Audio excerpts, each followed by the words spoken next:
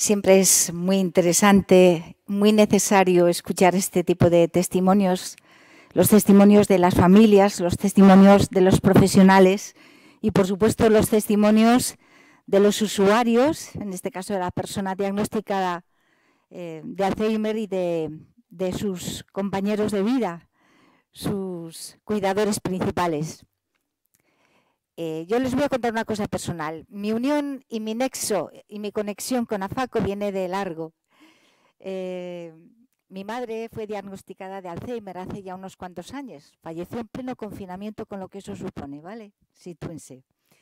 Y el cuidador principal de mi madre, de Elena, fue aquel señor que acaba de llegar de rojo, que se llama Ricardo, y que tuvo una conexión, también tuvimos una conexión maravillosa con esos profesionales, por ejemplo, de una entidad como es AFACO. Y por eso queremos muchísimo a esa chica que está ahí, que se llama Nerea, igual que Juan Bonome en su momento, igual que Lisa, igual que Elena, en fin, que acompañaron en todo momento.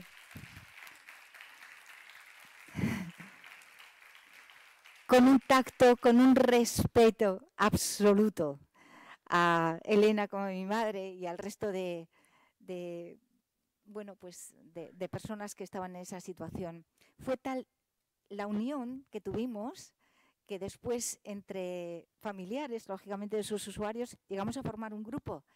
Le llamamos Flor de Toxo y de vez en cuando quedamos a tomar café, con lo que eso supone, ¿no? A pesar del paso del tiempo. Pues nada, ¿José María está ahí? Hola, José María. Muy buenas. Está a punto de finalizar esta primera jornada del Congreso, del 30 Congreso de AFACO, y el broche final lo va a poner otro de los grandes expertos que tenemos en España, José María González de Chávarri. José María es neurólogo, es responsable clínico asistencial de la Fundación Pascual Maragall, pertenece al grupo Creu Blanca y seguramente que me quedo muy corta a la hora de comentar su currículum vitae. Pero en todo caso nos quedamos con esto. Pero además es TikToker. Buenas tardes, José María. Muy buenas ¿Cómo se lleva tardes. eso? ¿Cómo se lleva eso?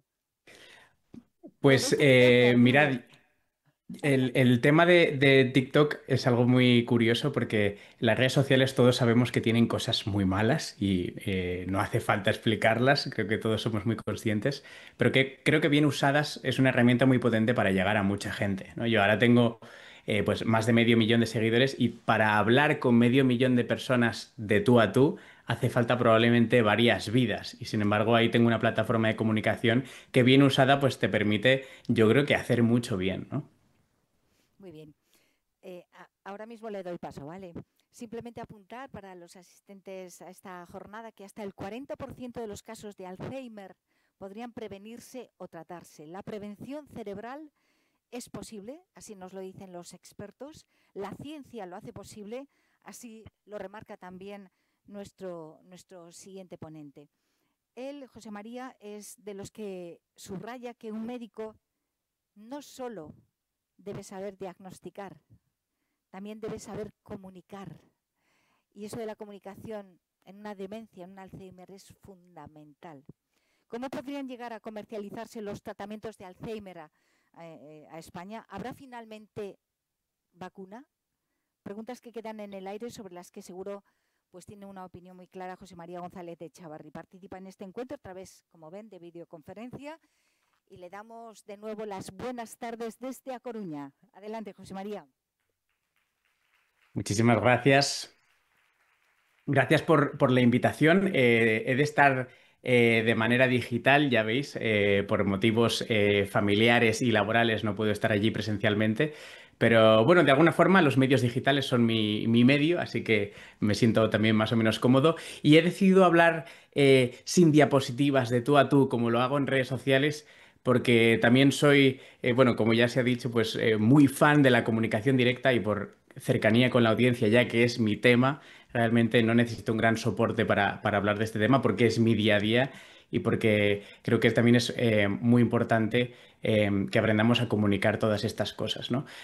Como ya se ha comentado, yo soy neurólogo, mi campo específicamente es el Alzheimer. Llevo bastante tiempo dedicándome especialmente a la enfermedad de Alzheimer. En la Fundación Pascual Maragall trabajo como coinvestigador, como neurólogo para distintos proyectos, ya sea de ciencia, ya sea labores divulgativas, como la que estamos haciendo hoy aquí.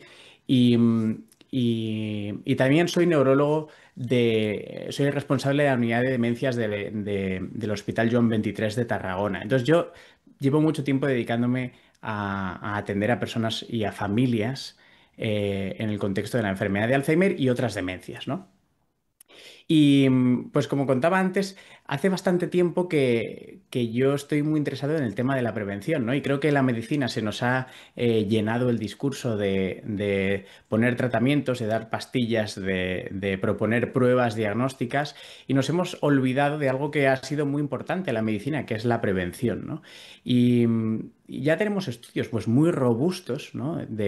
En revistas como The Lancet, que hablan de que efectivamente hasta el 40% de la demencia podría ser prevenible. Y esto no hay ningún fármaco que lo haya demostrado. Y es prevenible por estilos de vida que son modificables. Hay factores de riesgo que son modificables y factores de riesgo que no son modificables. Algunas cosas no dependen de lo que podemos hacer. Por ejemplo, el envejecimiento. La edad, el paso del tiempo es inexorable. Todos vamos a envejecer, todos vamos a cumplir años y no se pueden descumplir. Los médicos todavía no somos capaces de tratar la edad ni el envejecimiento y eso no se puede modificar, igual que la genética. La genética que traes cuando naces es la que tendrás a lo largo de tu vida hasta que te mueras, salvo que la terapia génica avance y seamos capaces en algún momento de modificarla, pero a día de hoy lo consideramos algo no modificable, ¿vale? Pero de lo que sí que depende de nosotros, de lo que sí que es modificable, parece ser que hasta el 40% de toda la demencia en el mundo podría ser prevenible. Y esto es muy importante entenderlo porque la carga sanitaria, familiar, económica que supone el 40% de la demencia es impresionante, impresionante. Y realmente no hay fármacos que hayan llegado a tanto, ¿no? Por eso creo que hablar de prevención, de estilos de vida saludables en el campo de la demencia, que vais a ver, y en el campo del Alzheimer, vais a ver que son cosas que son de prevención global. Porque cuando hablamos de prevención, mm, no entendemos el cuerpo como un puzzle de trocitos que no tiene nada que ver una cosa con la otra. Realmente el cuerpo humano es un sistema integrado y veréis que muchas cosas que hablamos de prevención también sirven para prevenir enfermedad cardiovascular, para prevenir el cáncer. Y yo entiendo la salud desde un punto de vista holístico, ¿no? De todo el cuerpo, ¿no? Entonces, dicho un poco esta introducción, a mí siempre me gusta empezar hablando de la salud mental, porque ningún estilo de vida, si le quitas la parte de salud mental, es saludable. Es decir, luego pasaremos a hablar de otras cosas, como puede ser la nutrición o el ejercicio físico, pero si a la nutrición le quitas la salud mental, acabas en un trastorno de la conducta alimentaria, en una anorexia nerviosa, en una obsesión con la comida que es saludable, que es no. Si al ejercicio físico le quitas la salud mental, acabas en una vigorexia, en una obsesión también con el ejercicio físico. Es decir, todo ha de estar en un equilibrio adaptado a la persona, adaptado a tu vida, adaptado a tu situación, para que no choque contra aquello que tú eres o la mochila que tú traes ya de base. Y esto es súper importante entenderlo, porque a veces cuando se habla de estilos de vida saludable, se tiende un poco a hablar de una especie de perfeccionismo, de cumplir todo al detalle o hacer un estilo de vida perfecto, que a veces no es el objetivo. Es más, vamos a intentar mejorar tu estilo de vida, lo que estás haciendo ahora. Y esto es muy importante entenderlo así, ¿no? También es cierto que si hablamos de salud mental es muy importante a día de hoy hablar de la ansiedad anticipatoria. Creo que vivimos en una sociedad que está constantemente con un miedo al futuro, a lo que va a pasar y al ese easy. ¿Y si me sale mal esto en el trabajo? ¿Y si suspendo ese examen? ¿Y si no sale bien este asunto de salud? Y pasamos más tiempo sufriendo por el camino hasta que ese evento llega que si fuésemos capaces de afrontar esa situación directamente, ¿no? Nos quita toda la salud por el camino, una cosa que todavía hoy no es real. y voy sufriendo de manera anticipatoria. Esto genera un estrés crónico que empeora mucho la salud mental y que arrastra el resto de la salud, porque sabéis que los trastornos ansioso-depresivos están asociados a un cortisol elevado, a un estado proinflamatorio crónico. Esto empeora la salud cardiovascular, esto empeora el riesgo de progresión a enfermedades neurodegenerativas, y esto es algo que tenemos demostrado que es algo bastante sólido, ¿no? La unión que hay entre la salud cerebral y la salud física es muy estrecha. Es muy estrecha. Y es importante entender que primero a veces hay que amueblar un poco la cabeza y tener un cierto equilibrio mental y no empezar la casa por el tejado con otras cosas que, como las entiendas mal o las enfoques mal, igual no le das esa connotación de saludable que deberían tener, ¿no? Y esto es súper importante. Em, También pasa con la salud mental, y hoy en día creo que es súper peligroso, y es que estamos constantemente siendo estimulados por estímulos muy rápidos, ¿vale? Y es, por ejemplo, hablando de también redes sociales, precisamente eso, ¿no? Tenemos un montón de algoritmos que nos permiten hacer scroll, que nos aportan imágenes, vídeos, que nos generan mucha recompensa inmediata. Nuestro cerebro tiene constantemente un chute de dopamina, ¿no? Que es ese neurotransmisor que vehiculiza las reacciones de recompensa, de placer en el cerebro, y que nos hace adictos a distintos estímulos. Y en concreto tenemos ahora mismo al alcance de la mano, todo el mundo, en el móvil, una herramienta que nos proporciona de manera instantánea un nuevo estímulo, un nuevo estímulo, un nuevo estímulo, un nuevo estímulo. Y nos hace acostumbrar a nuestro cerebro a que las recompensas sean muy cortas y que nos cueste generar un trabajo de largo plazo esperando una recompensa que vendrá después de mucho tiempo, como puede ser, pues, estudiar una carrera, ¿no? La recompensa no es algo inmediato, ¿no? Y esto está afectando mucho a la gente joven, está afectando también a la gente mayor, ¿no?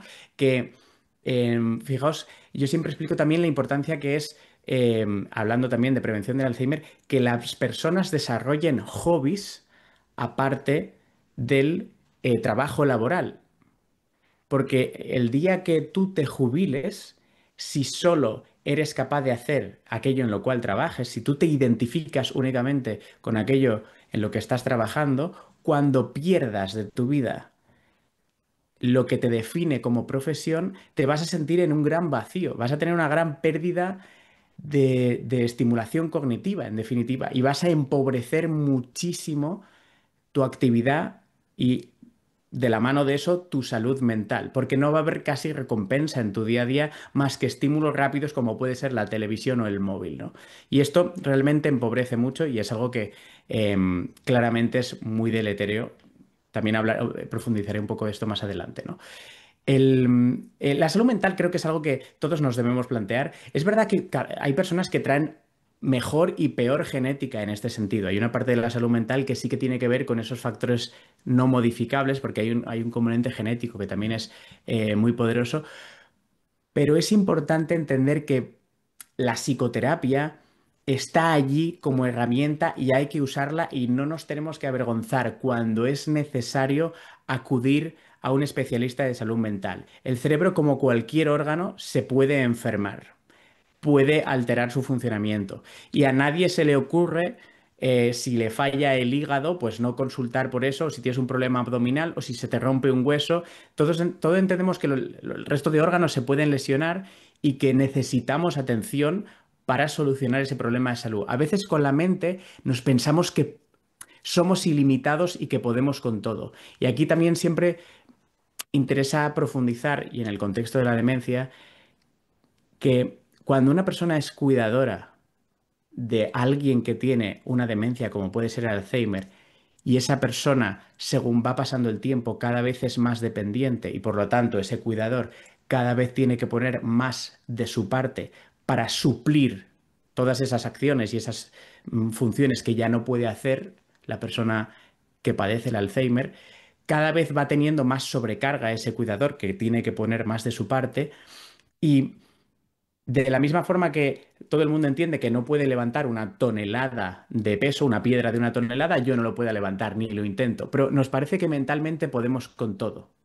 Y a veces ser cuidador 24 horas 7 días a la semana, 365 días, eh, en una situación que sobrecarga mucho emocionalmente, puede llegar a realmente destruir mentalmente a una persona, ¿no? Y el síndrome del cuidador quemado está allí, es una realidad, y yo siempre digo que un cuidador cansado y agotado es un enfermo maltratado, porque una persona que no es capaz de cuidarse a sí misma, de mantener su propio bienestar, muy difícilmente lo conseguirá hacer con la otra persona.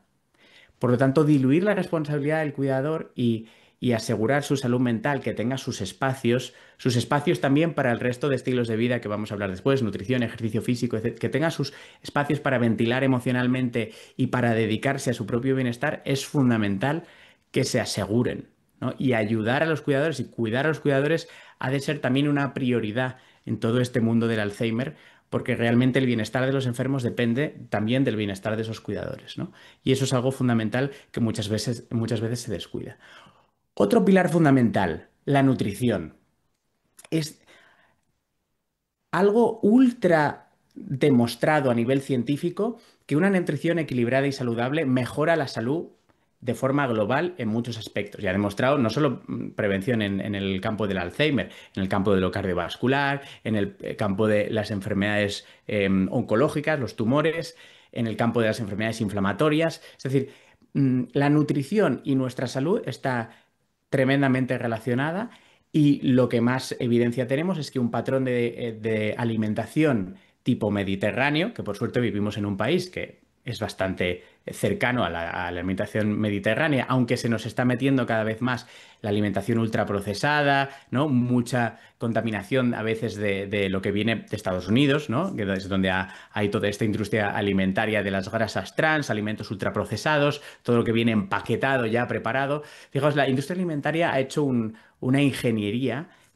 neurológicamente perfectamente diseñada para generar comidas adictivas, porque las grasas trans tienen una característica muy curiosa, y es que es una grasa que es sólida a temperatura ambiente, pero se funde a temperatura corporal. Y esto es muy interesante porque hay sólidos que en boca se deshacen y generan una sensación de alimento muy sabroso. Especialmente los que se dedican a ingeniería alimentaria saben que si mezclas la suficiente cantidad de sal, azúcar, normalmente aditivos tipo glutamato, que estimulan esta sensación de sabroso en la lengua, generan un gran placer en boca, y por lo tanto generas alimentos que son muy adictivos, ¿no?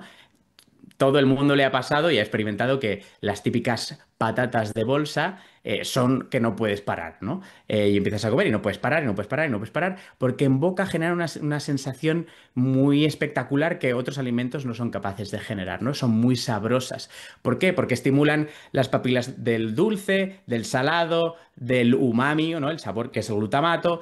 Tienen todo activado al máximo porque llevan concentraciones muy altas, y en boca es como wow, son alimentos muy calóricos que tienen muy poco volumen, ¿no? Y eso es el problema que tiene si te comes una bolsa de patatas, que te comes un montón de calorías que apenas ocupa y que se come muy fácil, ¿no? Esto se nos está contaminando, y hemos de intentar huir de esos alimentos ultraprocesados que claramente han demostrado también aumentar este patrón de inflamación de bajo grado que se ha asociado con enfermedades neurodegenerativas, con enfermedades cardiovasculares, con enfermedades oncológicas, con el cáncer, con alteraciones inmunitarias.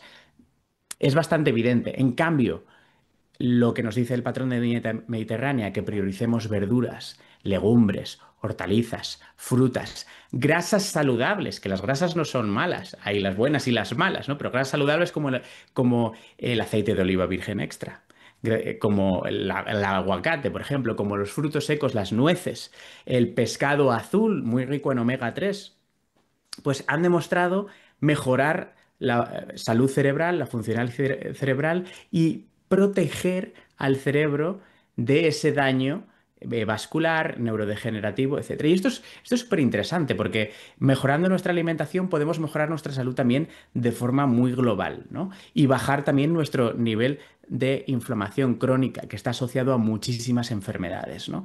Además, la alimentación también tiene una relación muy estrecha con la microbiota, que cada vez está cogiendo más importancia, este eje intestino-cerebro, en el cual todavía nos falta mucho por conocer cuál es la relación entre eh, todas esas citoquinas y proteínas, incluso material genético que liberan esas bacterias a nuestro cuerpo, a nuestro torrente sanguíneo y que reacciona con nuestras células y que acaba llegando al cerebro y que puede modular la aparición de enfermedades del sistema inmune, del cáncer, de enfermedades neurodegenerativas. Esto es un campo apasionante que está prácticamente todo por descubrir, pero que es muy interesante y que cada vez está cogiendo más relevancia y en especial en las enfermedades neurodegenerativas y que está también muy relacionado con lo que comemos, ¿no? Claramente, por ejemplo, la fibra alimentaria, ¿no? Que también ha demostrado, pues, por ejemplo, prevenir del cáncer de colon, modula la microbiota y algunas modulaciones de esa microbiota tienen que ver con el riesgo de desarrollar enfermedades neurodegenerativas. Insisto, esto está casi todo por descubrir, es apasionante este mundo, es muy complejo de hacer ciencia porque, fijaos, si ya es difícil estudiar un individuo, que es el ser humano, y el cerebro, que es un órgano extremadamente complejo, imaginaos meter todas las variables de los miles de millones de bacterias con sus miles de millones de proteínas que tienen y distintas variantes genéticas y cómo interactúa eso con nuestro cuerpo. Es un problema complejísimo que esperemos que quizás la inteligencia artificial nos pueda ayudar a profundizar y resolver, porque realmente es un tema apasionante que seguro que nos hace descubrir muchas cosas en el futuro, ¿no? Otro punto muy relacionado también, el ejercicio físico. El ejercicio físico es ese otro pilar que ha demostrado proteger el cuerpo a nivel holístico y también en enfermedades neurodegenerativas, en salud mental, en enfermedades cardiometabólicas, y que hemos pasado de entender el músculo como un órgano tonto que mueve los huesos y nos ayuda a desplazarnos por el mundo, a entender que es un órgano endocrino, es decir, que secreta sustancias y que modula nuestro sistema inmune, nuestra inflamación crónica, que modula nuestro cerebro y que modula nuestro metabolismo. Es un órgano más endocrino súper importante para nuestra salud. Con el ejercicio físico, yo siempre hablo de que lo más importante, y uniendo con lo que decía antes, no es plantear desde el inicio la perfección. Ojalá, mirar, ojalá todo el mundo caminase todos los días al menos 8.000 pasos, combinase ejercicio de fuerza con ejercicio aeróbico, ¿no? Yendo a entrenar tales días por semana y dedicar unas cuantas horas por semana al ejercicio de fuerza. Ojalá, pero hay mucha gente que está muy lejos de eso. Y hay mucha gente que está muy lejos de poder encajar ese tipo de plan de vida en su vida actual. Intentar hablar de ese objetivo en su situación básicamente va a generar un rechazo porque lo ven como un imposible. Entonces, lo primero que hay que hablar de ejercicio físico es la adherencia. Tú, en tu circunstancia laboral, en tu circunstancia familiar, en tus problemas vitales, ¿qué puedes hacer con lo que puedas tener buena adherencia? Es decir, que lo puedas mantener en el tiempo, ¿no? Que se adapte bien a ti, como eres, a tu situación. Esto por encima de la intensidad, lo primero, porque una vez que tengas la adherencia bien conseguida, ya podremos trabajar el crecer desde allí. Pero lo primero es que hay que hacer algo, ¿no? Hay que hacer algo. Fijaos, la OMS recomienda, pues, al menos caminar media hora cada día. Ojalá la gente hiciese eso, pero realmente está muy lejos de lo óptimo, ¿no? De dedicar pues al menos 3 horas semanales a hacer ejercicio de fuerza, hipertrofia y de no ser sedentario, de caminar al menos 8.000 pasos cada día, lo que hablamos antes, lo que entendemos que podría ser más perfecto, pero hay que empezar por algo. Hay que empezar por algo. Entonces, primero, ¿qué es lo que te gusta? ¿Con qué vas a generar adherencia? ¿Qué te gusta ir al gimnasio? ¿Te gusta hacer deportes de equipo? ¿Te gusta hacerlo con más personas? ¿Te gusta que tenga un carácter social, donde haya clases en grupo, donde puedas coincidir con más gente, porque vas a ir con un amigo, con una amiga? ¿Qué te va a generar a ti una adherencia que permita que realmente eso se integre en tu plan de vida de manera adaptada, ¿no? Como un guante.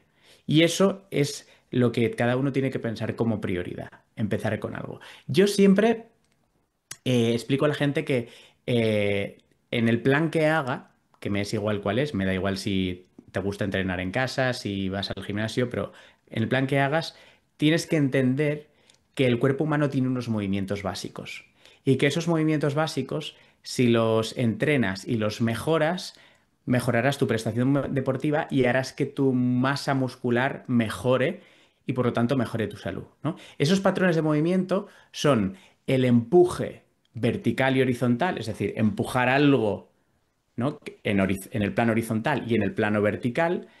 Lo mismo para las tracciones, traccionar algo en el plano vertical y traccionar en el plano horizontal, como si fuese un remo. Y luego hay dos patrones de movimiento de piernas, que es el patrón de sentadilla y el patrón de peso muerto o de bisagra de cadera, que es como levantar algo del cuerpo doblándose desde la cadera, ¿no? Estos son como los patrones de movimiento básico de los que se habla normalmente en el entrenamiento de fuerza. ¿Vale? Entrenamiento de fuerza.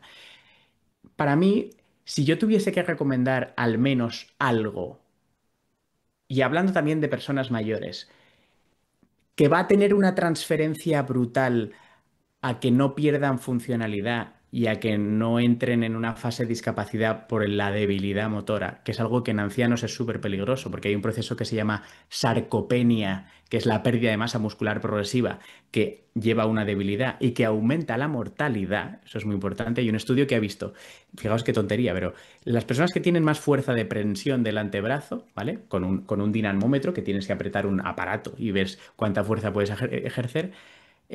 Cuanta más fuerza, menos mortalidad por todas las causas. Sobreviven más.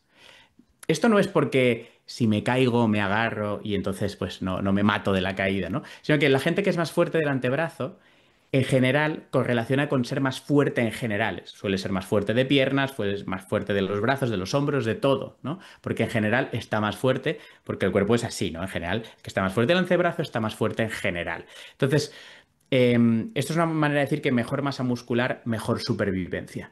Pues yo lo que recomiendo, y en personas mayores, es que al menos esto, que va a tener mucha transferencia en la funcionalidad, se entrene el patrón de sentadilla, aunque sea en casa, poniendo una mesa delante y una silla detrás por seguridad, para que no te caigas ni para adelante ni te caigas para atrás, y entrenar y sujetarse con la mesa si hace falta, levantarse, sentarse, levantarse, sentarse, levantarse, sentarse, hacer sentadillas al menos en casa. Y esto en ancianos va a asegurar que no pierdan la capacidad de levantarse ellos solos. Porque el día que tú te quedas anclado en una silla y no puedes levantarte, empeora drásticamente tu funcionalidad porque ya necesitas ayuda para desplazarte en cualquier momento.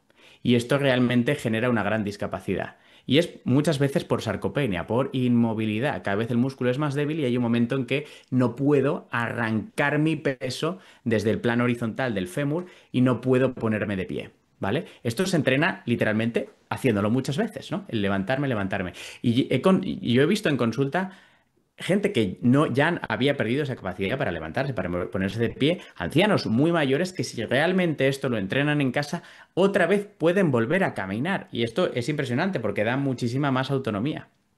Y es súper importante, al menos esto, ¿no? Pero realmente plantear el ejercicio físico desde cuanto antes mejor, desde la juventud, inculcarlo en la educación, desde la infancia.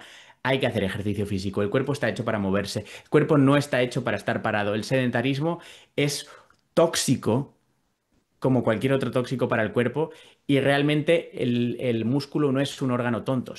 Hay un péptido que es el BDNF, que es un péptido factor neurotrófico para el cerebro que se secreta con el ejercicio físico, que es clave para la salud neuronal, para la salud sináptica. Incluso en ratones, esto no lo tenemos demostrado en humanos, pero en ratones se ha demostrado que el ejercicio físico puede inducir la neurogénesis, la generación de nuevas neuronas.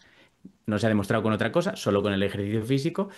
Es súper interesante, mejora la perfusión cerebral, tienes menos riesgo de demencia, tienes menos riesgo de tener daño cerebral vascular, tienes menos riesgo de cáncer, tienes menos riesgo de salud mental. Fijaos que el ejercicio físico ha demostrado que tiene el mismo efecto en trastornos ansioso-depresivos leves que los antidepresivos. Es decir, ir a correr, hay un estudio que ir a correr, ¿no? Hacer ejercicio físico, tiene el mismo beneficio sobre tu salud mental que un fármaco antidepresivo cuando, ojo, cuando es un trastorno ansioso-depresivo leve. Pero bueno, ¿cuántas veces se prescriben fármacos para cualquier ansiedad o para cualquier depresión leve cuando el ejercicio físico lo podría mejorar igual y además tiene más beneficios en salud global, ¿no? Se nos está perdiendo un poco esta prescripción del ejercicio físico que desde el mundo médico. El problema es que muchos médicos no saben entrenar, no saben hacer ejercicio físico y es súper importante formar, inculcar en esto, en los patrones de movimientos, en que existe el ejercicio de fuerza, en que existe el ejercicio aeróbico, ¿no? El famoso cardio, como puede ser correr, nadar, ir en bici. Es muy bueno combinar ambas cosas. Y cuando digo ejercicio de fuerza, em, lo más eficiente, la ciencia nos dice que es trabajar con estímulos submáximos, es decir, con una carga que tú puedes hacer más o menos entre 8 12 repeticiones y esa 12 es casi la última que puedes hacer o puedes hacer muy poquitas más y repetir esa serie 3 4 veces, ¿no? Y hacer varios patrones de movimiento con esa intensidad que es alta, ¿no? Eso es lo que más estimula la masa muscular y es probablemente el tipo de ejercicio más eficiente de si tienes poco tiempo, ¿no? Entonces, tienes poco tiempo, pues oye, intenta hacer sentadillas, flexiones en casa. O sea, yo mismo aquí detrás tengo unas pesas en el suelo y un poco de material para hacer ejercicio en casa porque cuando la gente me dice, yo es que no tengo mucho tiempo para hacer deporte, yo sé de qué me estás hablando. Yo trabajo en un hospital, trabajo en una fundación de investigación de Alzheimer, hago guardias, tengo una niña de 3 años, un niño de 1 año, estoy bastante liado. Es decir, yo tengo muy poco tiempo. Yo sé, cuando la gente me dice es que no tengo tiempo, yo también sé lo que es tener muy poco tiempo. Y yo he tenido que recurrir a entrenar en casa. Y sé que lo importante que es, y al menos si entreno un minuto haciendo flexiones o un minuto haciendo sentadillas, es mejor que nada. Y yo soy muy consciente de eso y al menos eso voy a intentar blindarlo. A veces nos pensamos que si no tengo una hora para cambiarme, ir a no sé dónde, ir al gimnasio, ducharme después y volver a casa, entonces no vale. No, no, es que con que hagas un poquito es mejor que nada. Es mejor que nada.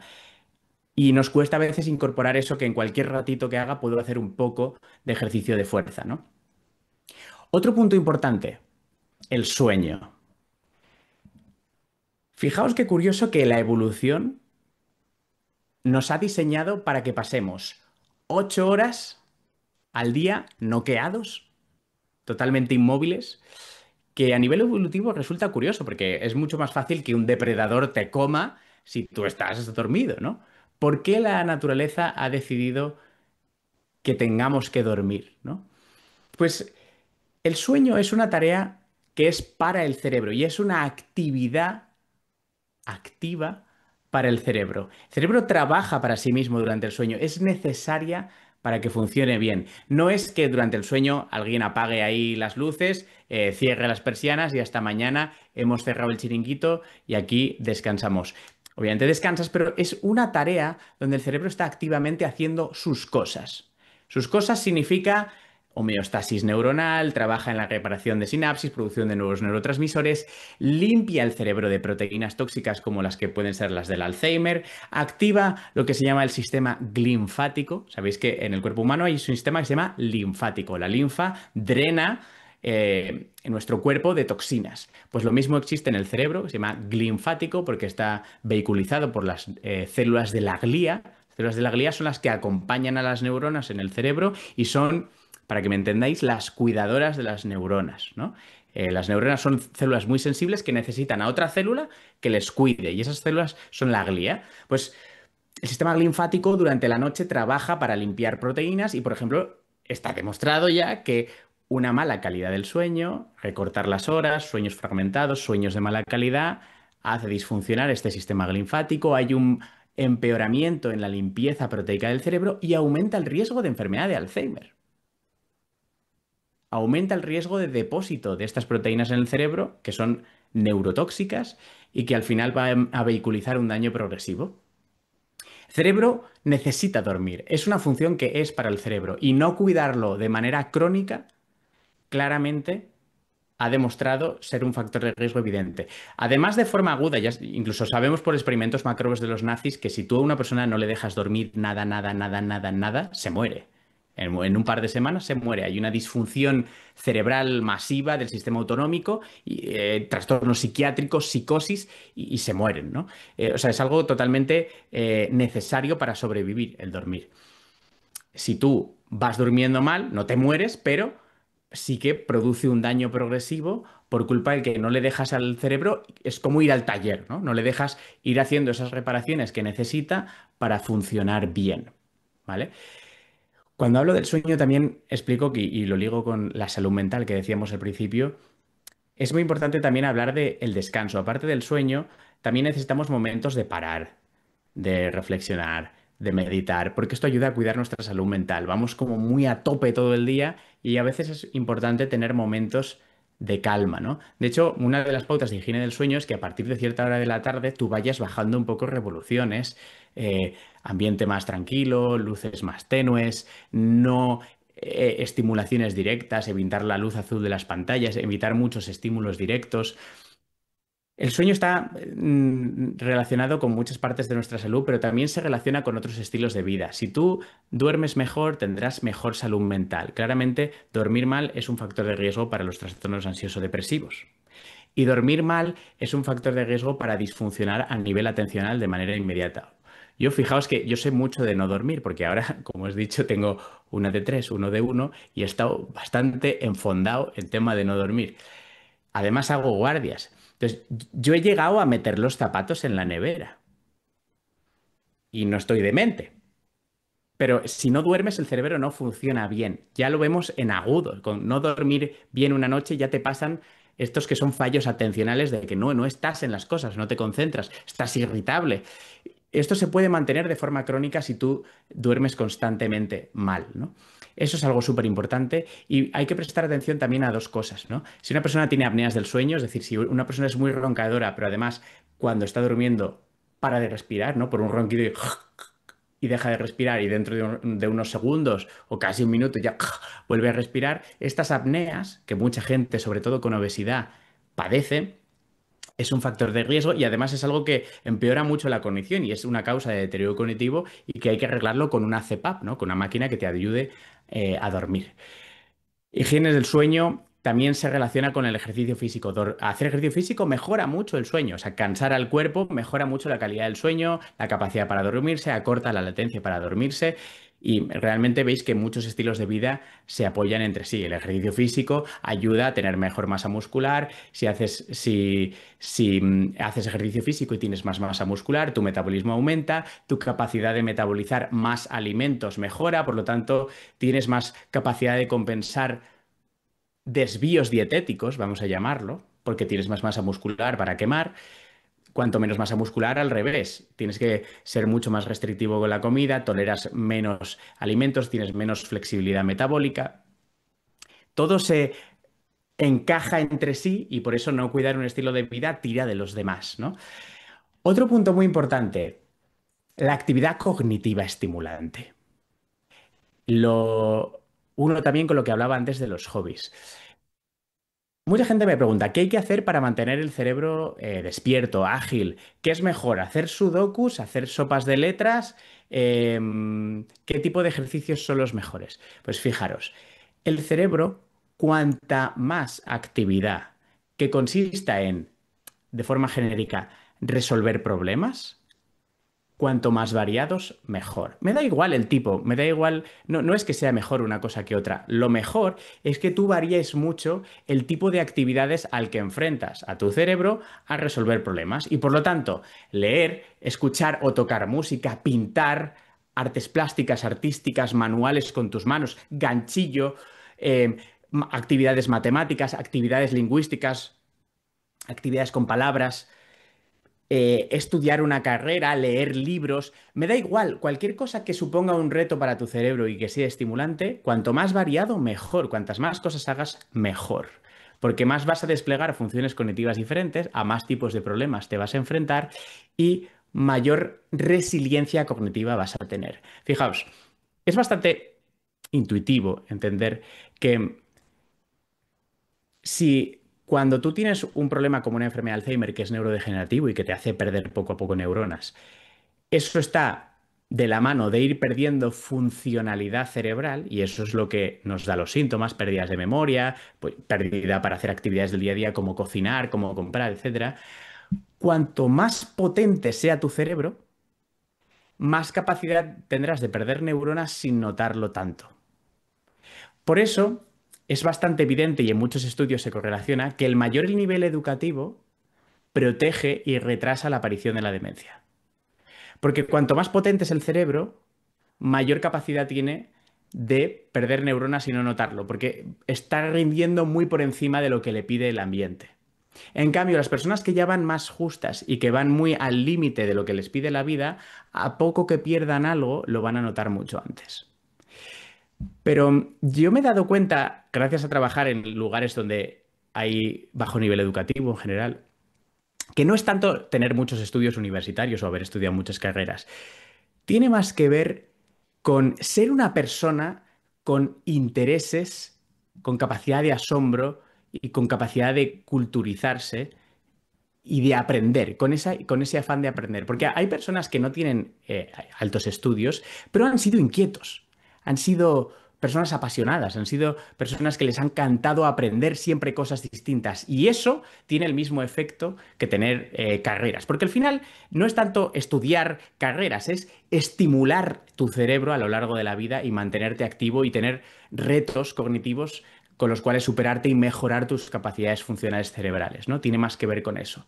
Por lo tanto, estimular esa capacidad de asombro, esa capacidad de aprendizaje, ese estar constantemente a lo largo de la vida abriendo temas nuevos, absorbiendo temas nuevos, apasionándote por lo que te gusta, por lo que haces y profundizando cada vez más y proponiéndote retos a ti mismo de superación, es lo que realmente hace que esa conectividad cerebral sea mucho más rica y que tú seas mucho más resistente a el día de mañana tener un deterioro cognitivo, ¿no?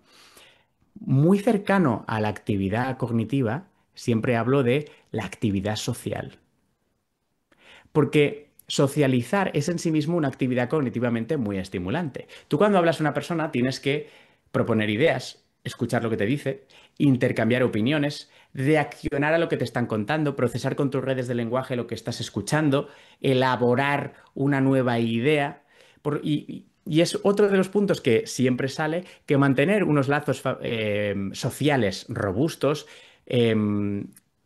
genera interacción cognitivamente estimulante, genera también mayor salud emocional, porque tienes personas con las que interactuar, ventilar problemas interiores, compartir, diluir la carga, por lo tanto, mejorar tu salud mental, disminuir tu aislamiento. Es terrible, y en todas las consultas de neurología de trastornos cognitivos lo hemos notado, los estragos que hizo la pandemia al aislar a personas mayores y quitarles la estimulación cognitiva a los lugares a los que iban y la estimulación social, ¿no? El poder quedar con otras personas, interactuar, etcétera. Y ha habido como un gran incremento de diagnósticos de demencias que viene como oleada después de la pandemia por culpa del aislamiento, ¿no? Y se ven, y mucha gente dice, ¿y esto desde cuándo? Desde la pandemia. Estuvo aislado, estuvo encerrado, ¿no? Y ya quedó como deteriorado desde entonces. Y esto lo vemos de forma muy, muy repetitiva, ¿no? Mantener un círculo social sano, interactuar con él, tiene muchos beneficios a nivel cognitivo y a nivel emocional, ¿no? Para la salud mental. Otro punto muy importante, los factores de riesgo cardiovascular. Todos los factores de riesgo cardiovascular son factores de riesgo cerebrovasculares, porque al cerebro también le llega sangre, al cerebro sufre las mismas consecuencias del daño cerebral que le pasa al corazón y es una causa esencial también muy frecuente de demencia y de copatología en casi cualquier demencia con la edad, ¿no? La tensión alta, la diabetes, ¿no? El azúcar elevado, el colesterol elevado o los triglicéridos, lo que son las grasas, la obesidad, el exceso de grasa corporal que produce un síndrome metabólico que altera además muchos de los otros. Claramente han demostrado dañar la microcirculación cerebral y la macrocirculación cerebral, los vasos sanguíneos grandes. Esto eleva mucho el riesgo de ictus, ¿vale? De que el cerebro se lesione por culpa de trombos o de faltas de circulación que van lesionando poco a poco el cerebro. En algunos casos es una enfermedad silente que va poco a poco, se van acumulando pequeñas microlesiones, como si fuesen microictus, microictus, microictus, ¿no? Acumulados, acumulados, porque la microcirculación se va dañando por culpa de no tener bien controlada la tensión, colesterol, diabetes, etcétera. Y todo ese daño al principio no se nota, pero cuando la carga de daño vascular, la cantidad de lesiones es suficientemente importante, sí que contribuye en gran medida al deterioro cognitivo y además está comprobado que empeora cualquier otro tipo de deterioro cognitivo. Un Alzheimer con cuanto más carga vascular, más se va a notar los síntomas y peores van a ser los síntomas. Por eso es muy importante controlar esta parte, que es un factor de riesgo claramente modificable y que según cómo esté de bien o mal controlado, la velocidad de progresión en la demencia va a ser muy evidente. Pero aparte es que el ictus es una gran causa de discapacidad y de muerte, el infarto de miocardio también, y es claramente, estos son factores de riesgo que dañan muchos órganos, no solo el corazón y el cerebro, porque llega sangre a todas partes, ¿no? Lo que pasa es que son los más involucrados o los directamente más involucrados. Y el ictus produce una discapacidad terrible, terrible, ¿no? Yo a veces explico, mira, imagínate que estamos en el año 2050 y te encuentras a ti mismo que estás en una cama, no puedes mover medio cuerpo, no lo puedes sentir, no puedes hablar porque te ha dado un ictus. Pero estás de suerte porque estamos en el año 2050, estamos ya en el futuro. Yo soy el médico que viene a verte, el neurólogo. Acabas de tener un ictus, estas son las secuelas. Pero ahora que hemos avanzado mucho en la tecnología, tenemos una máquina del tiempo y yo puedo volver atrás y decirte que si hubieras cuidado la nutrición, el ejercicio físico, si hubieras tenido bien controlada la diabetes, el colesterol, si te hubieras preocupado por tener unos estilos de vida saludable, pues podrías haber evitado este evento. Dime cuando viaje en el tiempo al pasado y vaya a ver a tu yo joven, ¿qué te tengo que decir? ¿Cómo te lo tengo que explicar para que por fin se te meta en la cabeza que cuidar todo esto es importante? Es algo para reflexionar. ¿Cómo lo tenemos que decir los médicos? ¿Cómo tenemos que explicar esto? Que fijaros que estoy diciendo todo cosas que en general ya sabéis, pero son la base de la prevención. Y se nos está olvidando. Pero ¿cómo tenemos que explicarlo los médicos? ¿Cómo he de divulgar, cómo he de decirte que esos factores que igual estás cuidando menos los cuides, ¿no? De la misma forma que hemos hablado de los factores de riesgo cardiovascular, hay dos que siempre hay que hablar, que son los hábitos tóxicos. Aunque es de perogrullo, pero tóxicos como el alcohol y el tabaco son factores de riesgo también cardiovascular y son tóxicos neuronales directos que empeoran cualquier neurodegeneración y cualquier daño neurológico. Son dos drogas que son soft, son como más suaves, que están permitidas, que las tenemos totalmente integradas en la sociedad, pero que son dañinas, evidentemente, ambas por mecanismos diferentes, pero son dañinas las dos, y que hemos normalizado y que, por desgracia, están tremendamente extendidas. No, yo bebo lo normal. Bueno, ¿cuánto es lo normal? A ver, profundicemos en esto. ¿Cuánto es lo normal? Haz doble clic en esta carpeta. ¿Cuánto es lo normal? Pon delante de ti un momento todo el alcohol que has bebido a lo largo de tu vida. ¿Cuánto ocupa? ¿Llenarías una bañera, un camión cisterna, una piscina, el mar Mediterráneo? ¿Cuánto ocupa todo el alcohol que has bebido? Porque es un tóxico que ha pasado por tu cuerpo y que todos entendemos que no es lo mismo beber una copa, media copa de vino los fines de semana en la comida familiar que hago, que beber todos los días un carajillo, media botella de vino, un gin tonic por la tarde y tal, ¿no? Todos entendemos que no es el mismo daño. Es dosis dependiente. Es dosis dependiente. Pero ahí está. Es un tóxico neuronal que contribuye y que al final lo mejor es alcohol cero. Agüita es lo más saludable para beber. El tabaco es una de las drogas más adictivas. La nicotina ha demostrado ser una de las sustancias más adictivas que existe, más que la heroína incluso. Es una de las drogas que más recurrencia tiene a la hora de intentar dejarlo y de las que más cuesta dejarlo. Y tiene un montón de carcinógenos y aparte del riesgo de cáncer, tiene un gran papel en el riesgo cardiovascular, en el daño de la microcirculación y en el daño de esa circulación cerebral también, ¿no? A mí me preocupan también otras cosas. La cada vez más creciente incidencia de consumo de cannabis en la gente joven, sobre todo, que tiene asociados dos problemas muy evidentes, que son, por ejemplo, el síndrome amotivacional del cannabis, que es un estado en el cual la persona pierde completamente la motivación para cualquier estímulo externo. Entonces, lo que antes yo podía disfrutar de tomarme un café con un amigo, ahora mismo ya no me genera ninguna recompensa porque con el cannabis he estimulado mi sistema dopaminérgico, lo he sobresaturado y ya la vida normal no es suficientemente estimulante para generarme recompensa y por lo tanto soy incapaz de llevar cualquier cosa a término porque no me genera el suficiente estímulo de recompensa, no puedo acabar una carrera, no puedo acabar proyectos, nada me resulta motivante y esto es bastante terrorífico a nivel de salud mental. Me preocupa también mucho el exceso y el creciente consumo de cocaína que genera un daño cerebral directo vascular, en el cual es un factor de riesgo de infarto de miocardio, de ictus evidente. La cocaína cierra los vasos sanguíneos, es un vasoconstrictor y vemos muchísimos ictus e infartos de miocardio en gente joven por culpa del consumo de cocaína. Se está normalizando también el mundo de las empresas para aumentar el rendimiento, así no necesito dormir, puedo trabajar mucho más porque es un estimulante, pero genera un daño circulatorio y cerebral que puede ser irreversible y que realmente genera situaciones dramáticas, porque un ictus o una hemorragia cerebral en alguien joven genera unas secuelas terroríficas.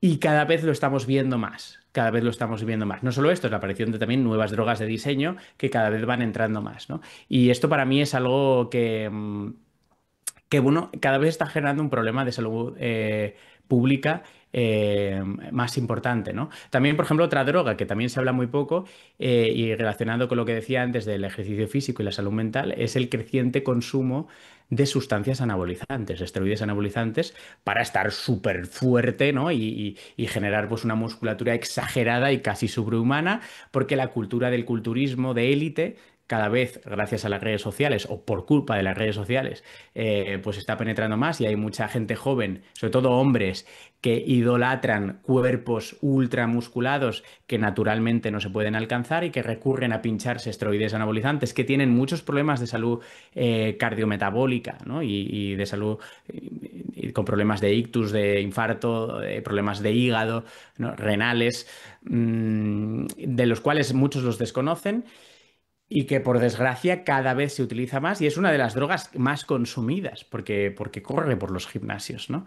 Y también vemos problemas derivados de salud por esto, ¿no?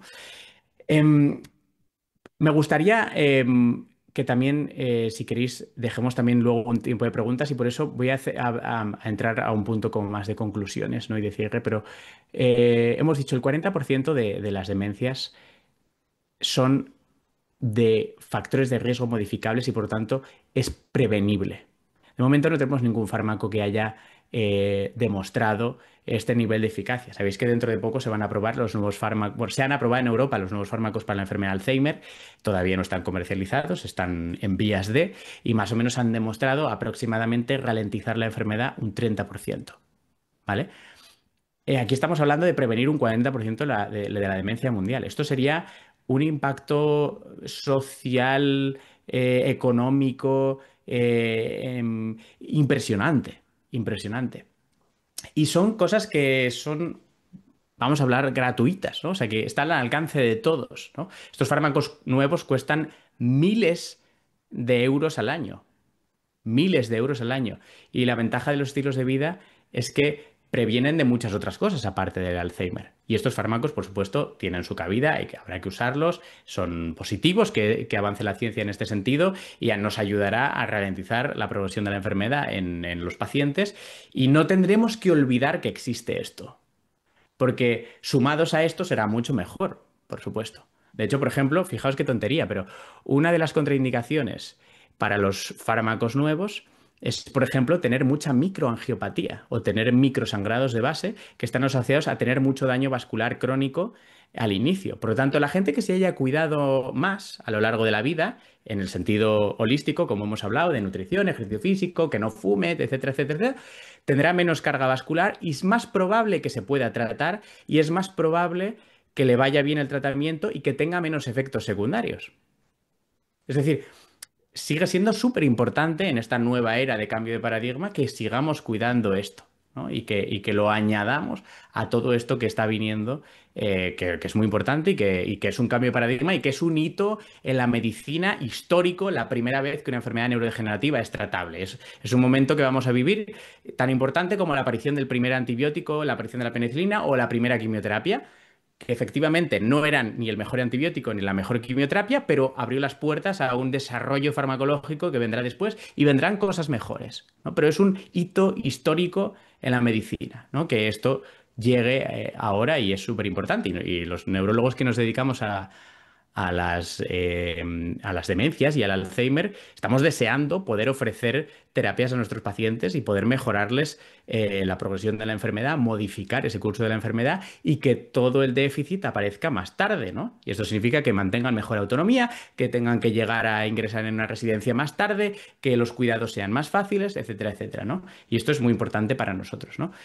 Recordad que sin salud mental, el resto de estilos de vida normalmente no estarán bien encajados. Y lo primero es, oye, amueblar la cabeza para que todo encaje en mi vida como un guante.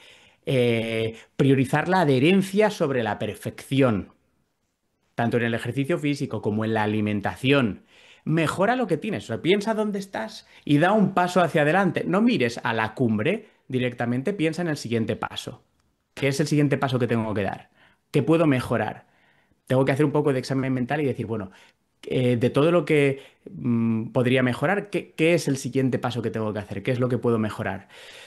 ¿Cómo voy a amoldar todos esos estilos de vida a mi vida como un guante? Ir poco a poco, ir paso a paso, no intentar todo de golpe, que no se te atragante todo, porque si no tienes adherencia también te va a generar mucho sufrimiento y ese sufrimiento va a empeorar tu salud mental. Por eso ha de ser todo poquito a poco, progresivo, y generar una situación en la que a ti te sea cómodo, que te sea amable ese cambio. Intentar poner en marcha esta frase que me encanta de Santiago Ramón y Cajal, que dijo que todo ser humano puede ser, si se lo propone, escultor de su propio cerebro.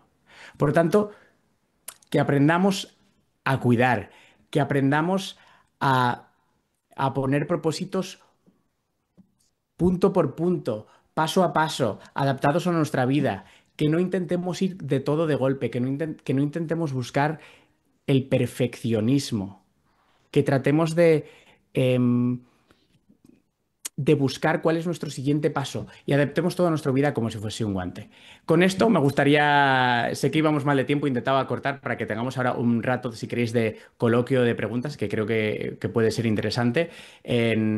Yo normalmente recibo un montón de preguntas en redes sociales sobre estos temas, porque al final es lo que hablo y, y también os invito, pues mucha gente, si tenéis el interés, pues oye, ahí están las redes sociales, ahí estamos en la Fundación Pascual Maragall también con un blog con un montón de información para cuidadores y de prevención y de muchas cosas de las que he hablado hoy y que son realmente aplicables a muchas personas que estén cuidando de otra persona con Alzheimer.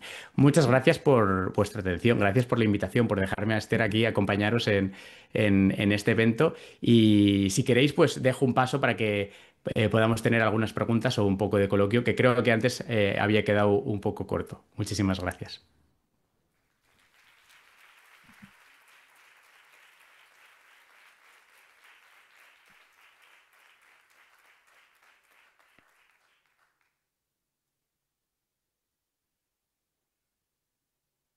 Desde aquí estoy viendo la audiencia desde atrás, así que no veo mucho, así que cuando te podéis tener un micro, yo os escucho.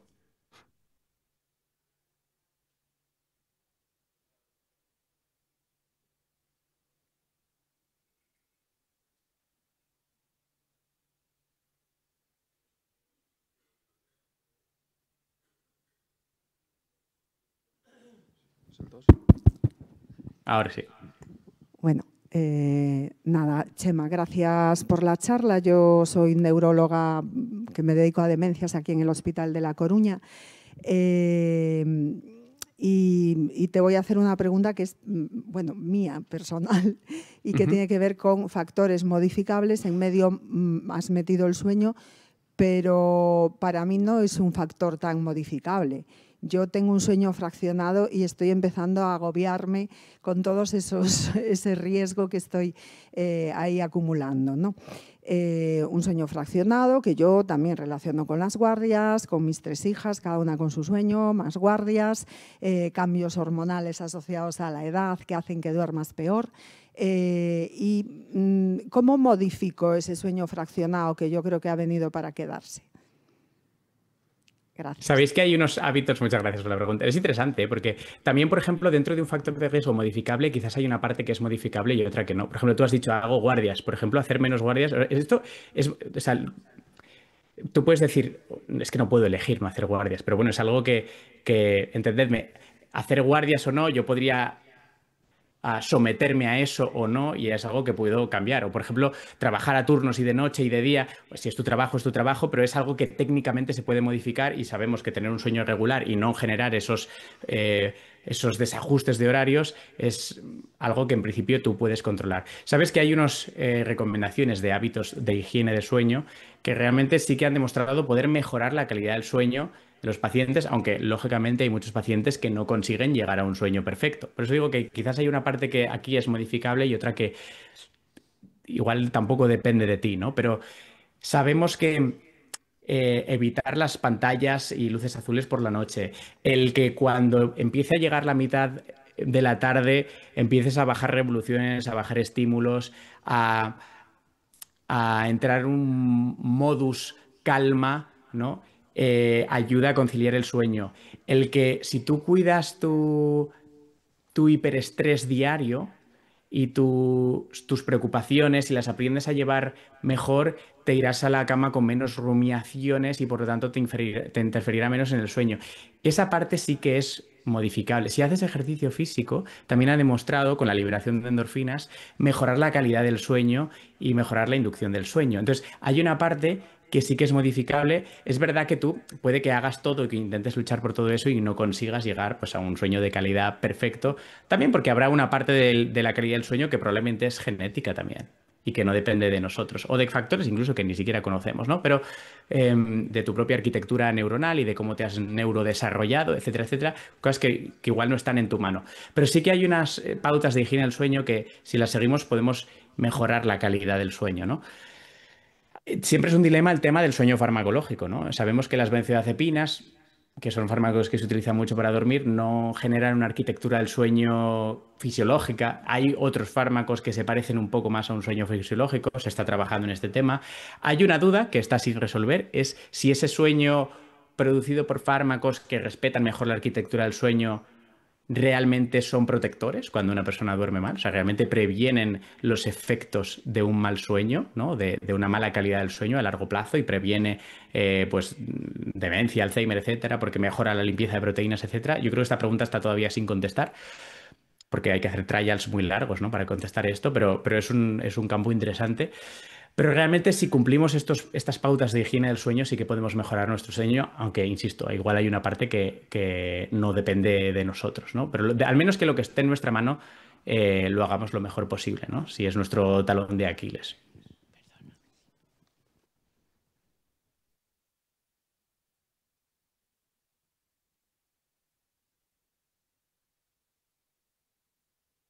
Creo que no se escucha.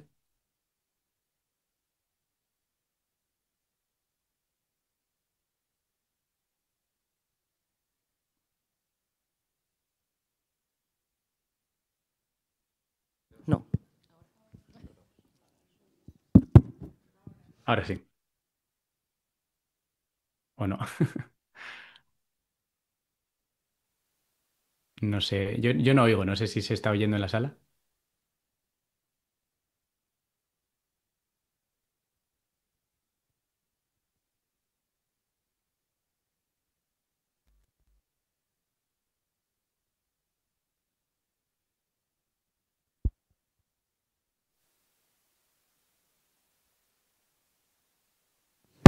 Estaba muerto. Hola, ahora.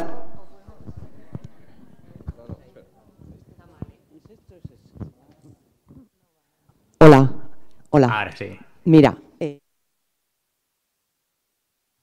perdí. una cosa de la que no has hablado es del tema del azúcar en el tema de, bueno, de la enfermedad de Alzheimer.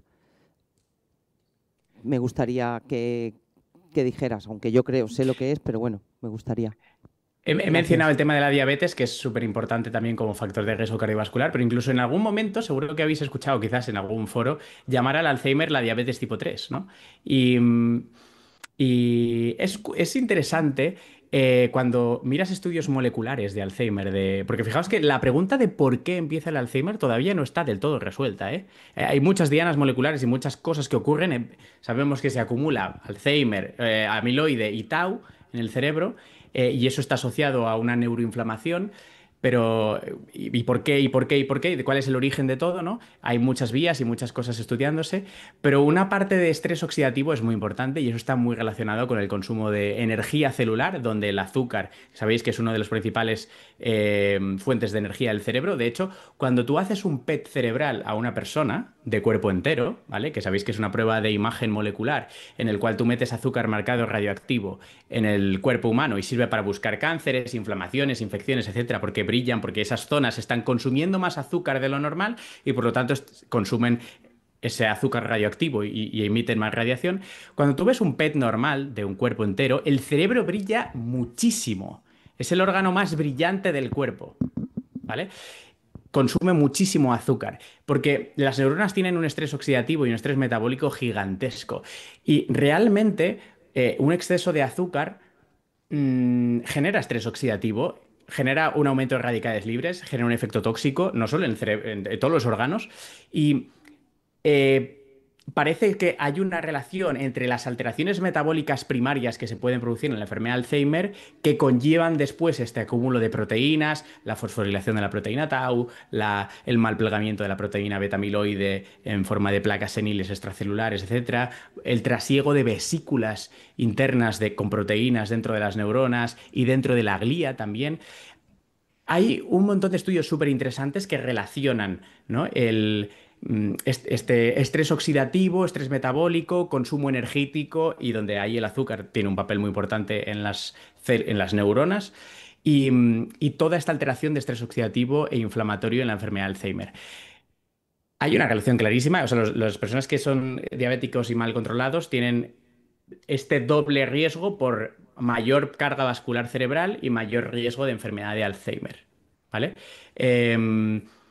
Y los mecanismos moleculares seguramente son mixtos, neuroinflamatorios, estrés oxidativo, estrés metabólico de las propias neuronas, glicosilación de proteínas en el cerebro, porque el azúcar se une a algunas proteínas y las altera. Seguramente son muchas vías moleculares que hacen que se favorezca esta disfunción neuronal y que acabe en este acúmulo de proteínas que conocemos como típico en la enfermedad de Alzheimer y que además la neuroinflamación asociada a ese acúmulo de proteínas tóxicas todavía sea peor y todavía haya más daño.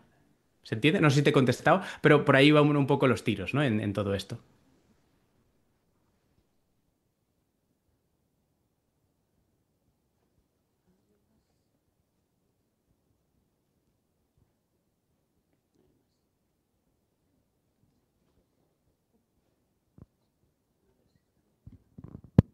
Hola, probando. Hola. Te escucho. Bueno, no sé si voy a plantear aquí una teoría un poco conspiranoica, pero bueno, sí que Adelante. Sí que se está hablando mucho de los irruptores neuroendocrinos, como los tóxicos del ambiente influyen en nuestras conductas sobre la obesidad y todo eso. Y yo no sé si a nivel de neurología, de demencia, se puede decir que a lo mejor la contaminación ambiental, los tóxicos, todos estos productos sintéticos a los que estamos expuestos a través de microplásticos en la dieta o así, Sí. pudiera estar favoreciendo también una mayor prevalencia de la demencia, vamos. Gracias. Es muy buena pregunta y de hecho te contesto con un estudio en el cual hemos participado en la Fundación Pascual Maragall, en el cual comprobamos en nuestra cohorte de estudio que las personas que vivían en barrios con mayor polución en Barcelona, que muchos de las personas voluntarias de nuestros estudios de cohorte viven en Barcelona y alrededores, pues había una asociación entre lugares con mayor polución ambiental, calidad del aire, que esto lo conseguimos medir con todos los tóxicos, ¿no? Que hay de la contaminación de los coches, de los tubos de escape, etcétera. Y vimos que había una asociación entre vivir en los barrios con mayor polución y mayores niveles de biomarcadores de Alzheimer en el líquido cefalorraquídeo. Es decir, la evidencia científica nos dice que sí, efectivamente, múltiples tóxicos, y aquí podríamos hablar de una cantidad súper variada, yo que sé, puedes hablar desde, yo que sé, pesticidas de la fruta, probablemente, porque cuando hablamos de tóxicos es que es un cajón desastre donde metes un montón de cosas, ¿no? Todo lo que se hable de los tubos de escape, de la combustión, microplásticos, disruptores endocrinos de los productos químicos que utilizamos en el día a día, bueno. Mete ahí todo, pero efectivamente parece que hay una asociación en que estar expuesto a mayores niveles de tóxicos ambientales aumenta el nivel de biomarcadores y por lo tanto entendemos que aumenta el riesgo de la neuropatología Alzheimer. Y seguramente de otras, en nuestro caso lo podemos mirar con Alzheimer porque nuestra cohorte es en concreto de estudio de la enfermedad de Alzheimer, pero seguramente por la similitud y por los mecanismos entendemos que seguramente es para muchos otros problemas cardiovasculares, cáncer y enfermedades neurodegenerativas en general y probablemente enfermedades inmunológicas, ¿no? Que es lo que se suele ver afectado por tóxicos en general. Entonces la respuesta es sí, sí, seguramente. Esta asociación no es que sea súper potente, pero claramente está, claramente está. Hola, ¿qué tal? Buenas tardes. Mira, Muy buenas quería tardes. preguntarte qué sabéis de los estudios estos que están haciendo en la Universidad Complutense sobre la reversibilidad del Alzheimer en sus fases iniciales, ¿no? Cuando hay cognición leve. Que parece ser que hay un 11% de buen resultado. Si creéis desde la Fundación Pascual Maragall que esto puede, bueno, pues seguir adelante, ¿no? Si puede ser. Es súper interesante. Fijaos, aparte de hecho, ya hay un trial, un ensayo clínico, que intentando llegar a estudiar si es posible que una persona no debute con el síndrome de una enfermedad de Alzheimer cuando ya tiene la neuropatología, se está intentando utilizar los nuevos fármacos monoclonales en etapas presintomáticas. O sea, la pregunta es, si tenemos fármacos antiamiloide y los estamos poniendo en personas que ya tienen amiloide y tau, probablemente limpiar el amiloide no va a hacer que la respuesta sea perfecta, porque como la proteína tau apenas la estás tocando y la taupatía es lo que se relaciona con el daño neuronal y con el deterioro cognitivo, pues el efecto siempre va a ser subóptimo. ¿Qué pasa si yo soy capaz de limpiar un cerebro de amiloide cuando solo tiene amiloide, cuando no ha aparecido la taupatía y cuando, por lo tanto, no ha habido deterioro cognitivo y apenas pérdida neuronal? Esta pregunta está sin contestar, es súper interesante. Lo que podemos intuir de los ensayos clínicos que tenemos hasta ahora, que nos dicen que tratar el Alzheimer en la fase sintomática cuanto antes es mejor, cuanto antes más beneficio clínico hay, lo intuitivo es que si te vas a la fase preclínica, el beneficio será todavía mayor. Y por lo tanto, quizás eventualmente podrías retrasar tanto la aparición de la enfermedad que llegarías a morirte de otra cosa y por lo tanto nunca desarrollarías los síntomas. Que a efectos prácticos es como evitar el Alzheimer.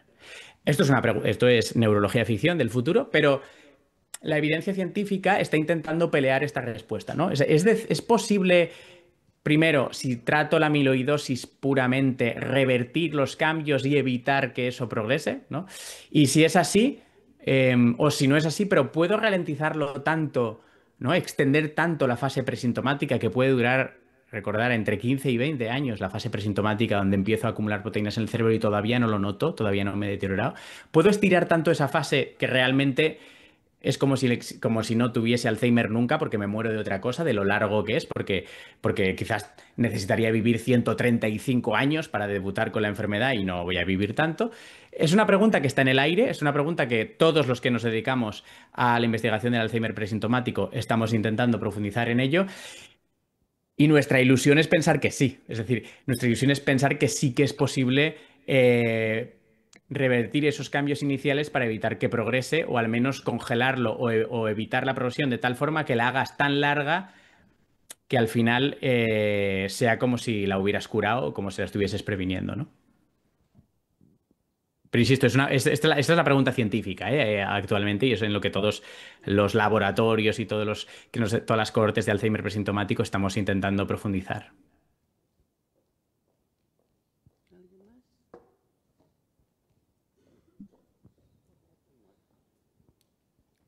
Chema, llevamos toda la jornada de forma muy intensa escuchando a especialistas, a expertos con testimonios verdaderamente potentes. Y tú has puesto el broche final brillante, como esperábamos todos a este primer día de este encuentro, este congreso, que lleva por título Avances y desafíos del Alzheimer. Vamos ya un poquito cansados, ahora ya no hay más preguntas, pero en todo caso, por supuesto que te vamos a seguir con muchísima atención. Te agradecemos infinito que hayas estado con nosotros, que eres además de un gran médico, un gran comunicador, y una vez más lo has demostrado, y que buenas tardes desde A Coruña y un saludo muy afectuoso. Muchísimas gracias por la invitación y encantado de haber estado aquí participando.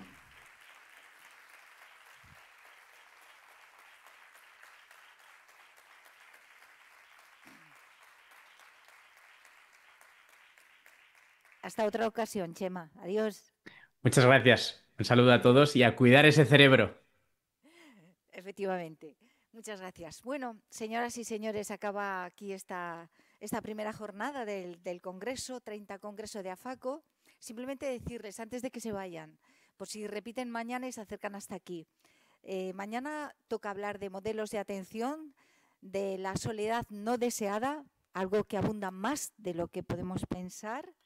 Y también vamos a escuchar, o por lo menos conocer quiénes son los ganadores de un concurso que se ha hecho para este evento, un concurso de relatos y un concurso de fotografía donde han participado niños y niñas y también adolescentes. Y todo esto se cerrará con otro de los grandes, que digo yo, con el doctor Carracedo, que es una delicia escucharle siempre. Así que nada, que buenas tardes, que descansen y hasta mañana.